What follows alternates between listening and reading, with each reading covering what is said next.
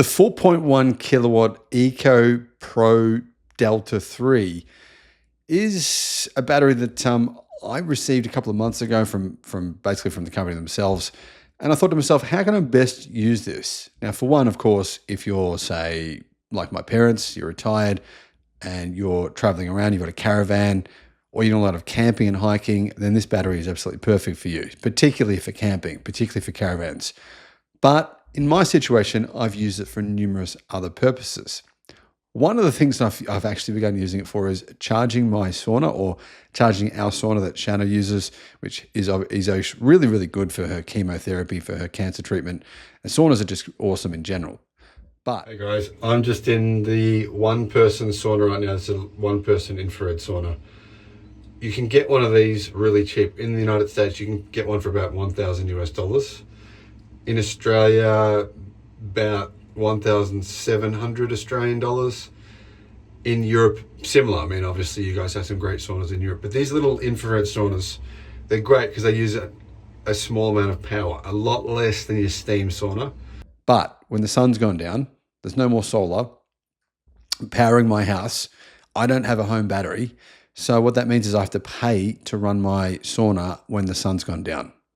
So what I do is I simply connect my sauna to this battery pack, and it's free to use my sauna at nighttime. The question is, how long will it last for in a sauna? What other uses can you use it for? Is this something actually worth your money? Will you get your money back? You know, is it a good investment? Here's my thoughts on this, and here's some other ideas for things you could potentially use it for. Hello, my friends. Welcome to the channel. I'm Sam Evans. You're watching the Electric Viking.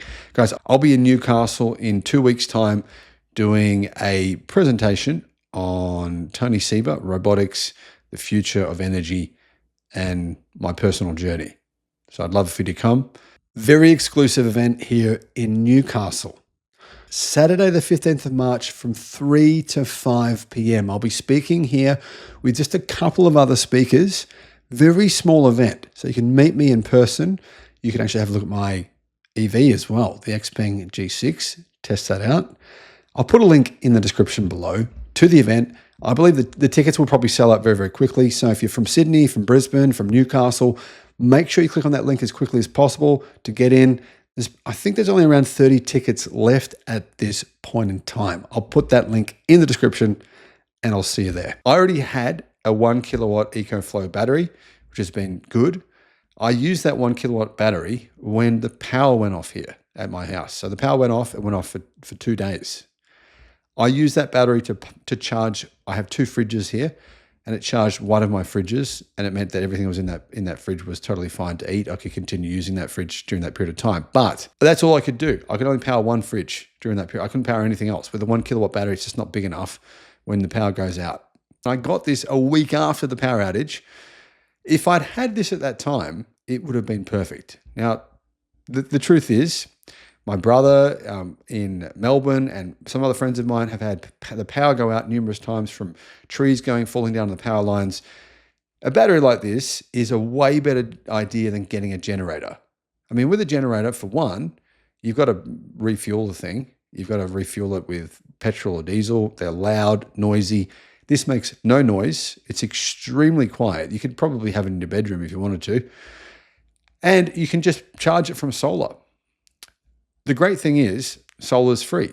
So generally when there's a power outage, right, what you can do, and what I've done is you can get a solar panel that connects to this, and you can simply power it outside, literally power your battery. So even if your power goes out at your home, and a common problem is that when your solar panels can't be used generally when the power goes out because you have an inverter, that inverter is not being powered. And basically it means that, you know, you can't just say, well, hang on a minute, great, power's out, doesn't matter, I've got solar panels, doesn't matter. It does matter, you can't actually use them. So what you can do is you can connect a portable solar panel to this, and I have one of these, and you can just lay it on the grass, lay it wherever you want. And it doesn't need direct sunlight. It still works without direct sunlight. Obviously, it definitely works a lot better with direct sunlight, but it still works without, you know, even if the sun's not directly shining on it. Even if there's cloudy days, still works. But yeah, better with direct sun. But the point is, you're completely self-sufficient then. You can basically power your fridge as long as you want. If you're at a campsite, you're at home, power your fridge for as long as you need to.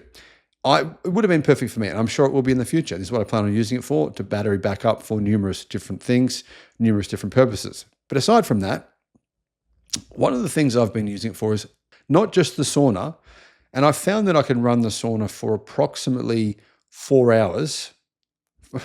I accidentally did this. It wasn't intentional.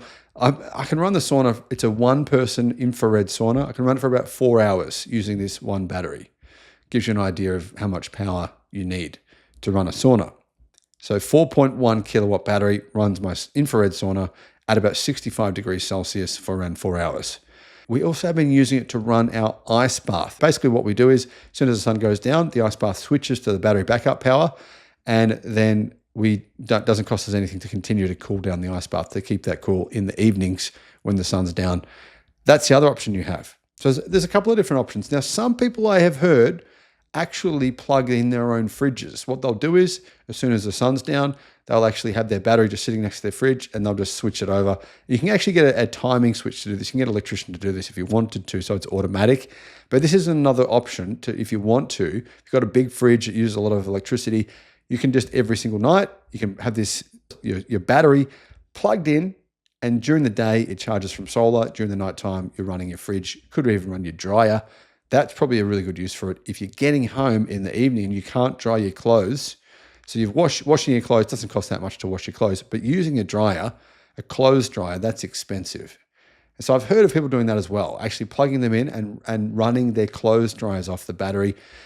There's so many uses for these guys. Can you guys think of any other uses for using one of these batteries? Now, obviously, you can have it with your caravan. You can have it with your camping, setup. You can, in addition to that, you can take it to actually charge your electric car if you wanted to for a backup. So if you're going on a really long drive and you're thinking to yourself, well, I'll carry an extra 4.1 kilowatt. It's like having a jerry can of fuel in your car. So you can actually charge your electric car. So if you're doing really long trips, that would be one thing. But then again, even if you're not, even if this battery was at home and your electric car did run out of power, you could get someone to pick up the battery for you and you can use it. You can still use the battery to recharge your car and then drive home or drive to wherever you need to go to refill your electric car with power. It's probably about 25 to 30 different uses that I can think of, but I'm sure there's some that I haven't actually thought of yet.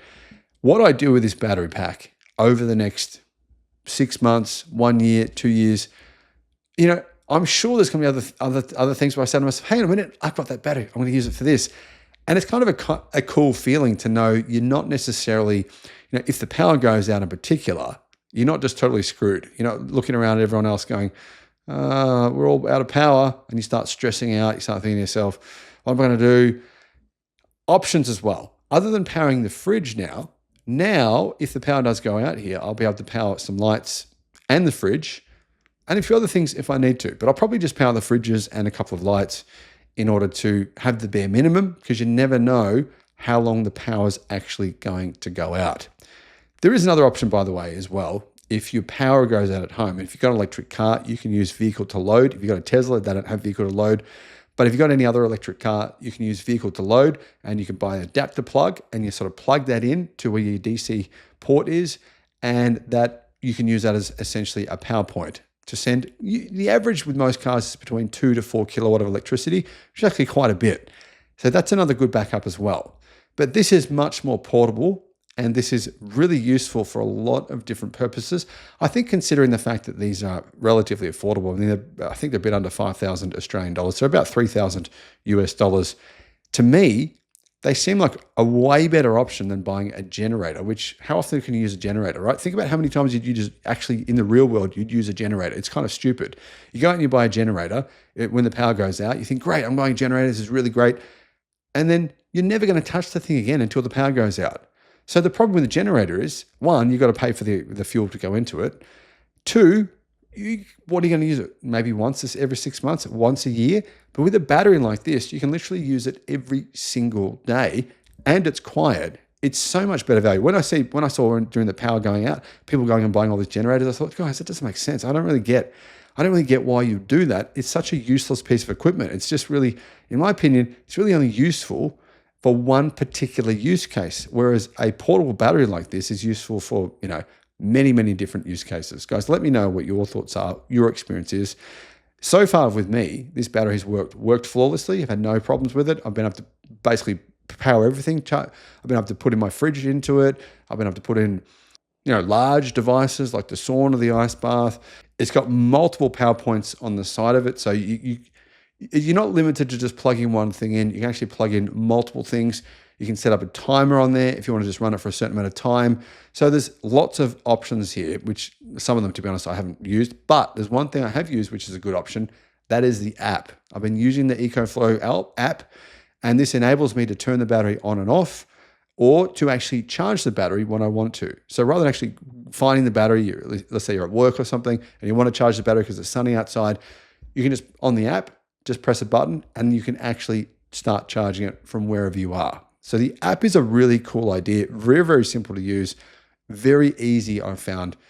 Criticisms of the battery, what are there? There's really one thing I can think of. It is a pretty significant criticism. Batteries this size, all batteries this size, are heavy. They're all lithium iron phosphate, and that's good because lithium iron phosphate batteries will last a very long time. They generally will do more life cycles than an NCM chemistry battery, which is the alternative. So lithium iron phosphate batteries, really, really good in terms of longevity, lifetime, really good at handling, being beaten around, being in the back of your pickup, that sort of thing. But the one problem is getting it into the truck. It's quite heavy, and I'm pretty strong. I do a fair bit of weight, so I probably go to the gym 5 days a week. But I even found it hard. So it does have wheels on the bottom. You can wheel the thing around, so that's kind of cool. But even wheeling it around, it's still quite heavy. So this is the kind of thing that if you're a female or someone who doesn't, work out, you may struggle with the weight to move it around. And it may be the kind of scenario where it's better for you to leave it in one position rather than moving around like I move it around for different things. That's one thing to consider. Now, if there's two of you, if you're a couple, I'm sure you'll be fine. But that's definitely one thing to consider. When I first got it, I went, whoa, yeah, this is, I've got to really watch how I lift this thing so I don't hurt my back. But that's not something I can really say is just this battery. All batteries that are this big are actually fairly heavy. Outside of that, my experience has been great. No problems with it. It's working really well. Let me know if that's been useful to you guys. If you've got any more questions, you can always send me an email, contact@theelectricviking.com, and I'll see you on the next video.